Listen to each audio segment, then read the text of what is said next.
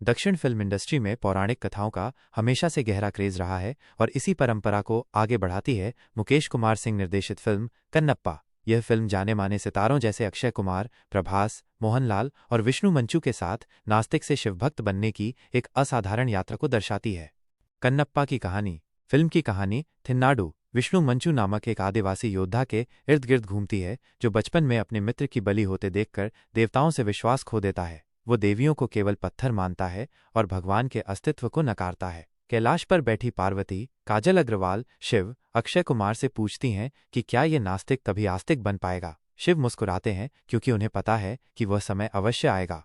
थिन्नाडु की जिंदगी में मोड़ तब आता है जब उसे राजकुमारी नेमली प्रीति मुकुंदन से प्रेम हो जाता है। नेमली की भक्ति और उसके पिता के बलिदान के बावजूद थिन्नाडु भगवान को स्वीकार नहीं करता। यहीं से कहानी उस दिशा में मुड़ती है जहां थिन्नाडु की आत्मा का द्वार धीरे धीरे खुलता है। क्लाइमैक्स में जब भगवान शिव उसकी भक्ति की परीक्षा लेने के लिए रुद्र प्रभास को पृथ्वी पर भेजते हैं, तो थिन्नाडु का ऐसा आध्यात्मिक रूपांतरण होता है जो रोंगटे खड़े कर देता है। एक आम नास्तिक आदिवासी कैसे कन्नप्पा नामक पौराणिक भक्त बनता है, ये जानने के लिए आपको फिल्म देखनी होगी। कन्नप्पा का रिव्यू। निर्देशक मुकेश कुमार सिंह ने कन्नप्पा के रूप में शिव भक्तों के लिए एक ईमानदार कोशिश की है। हालांकि निर्देशक को मुख्य विषय पर आने में थोड़ा समय लगता है। फिल्म का पहला भाग पात्रों और पृष्ठभूमि को स्थापित करने में वक्त लेता है। दूसरे हाफ में कहानी गति पकड़ती है और दर्शक थिन्नाडु की आध्यात्मिक जागरण की यात्रा से जुड़ते हैं। क्लाइमैक्स भावनात्मक होने के साथ साथ भक्ति भाव से भरा है, लेकिन पात्रों के चरित्र चित्रण में गहराई की कमी खलती है।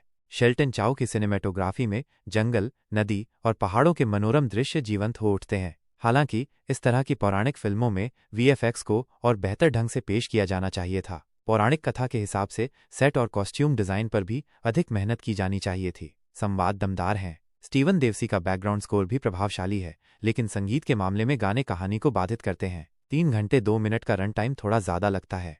कन्नप्पा के कलाकार।